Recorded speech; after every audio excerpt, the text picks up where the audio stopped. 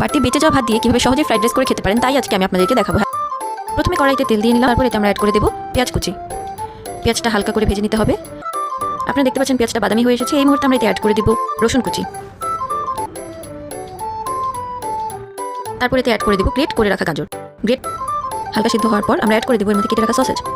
আপনারা সসেজের পরিবর্তে এখানে ক্যাপসিকাম, বরবটি, মটরশুঁটি যেগুলো ফ্রাইড রাইসের সাথে খাওয়া হয় সেগুলো অ্যাড করে নিতে পারেন। এরপর দিয়ে দেবো পরিমাণ মতো লবণ। এগুলো ভালো করে ভেজে নিতে হবে। এবার এগুলোকে আমি এক সাইডে রেখে দিব এবং এখানে অ্যাড করে দিব একটা ফেটে রাখা ডিম। ডিমটা কিছুক্ষণ এভাবে রেখে দেবো, কোনো নাড়াচাড়া করবো না। কিছুক্ষণ পরে যখন হয়ে আসবে তখন চামচের সাহায্যে এভাবে স্ক্র্যাম্বল করে দিতে হবে। তারপর এর মধ্যে অ্যাড করে দেবো কিছু কাঁচামরিচ কুচি। এবার আমি সবগুলো উপকরণ ভালো করে মিশিয়ে নেব। কিছুক্ষণ ভেজে নেওয়ার পর এবার আমি দিয়ে দেবো সাদা ভাত।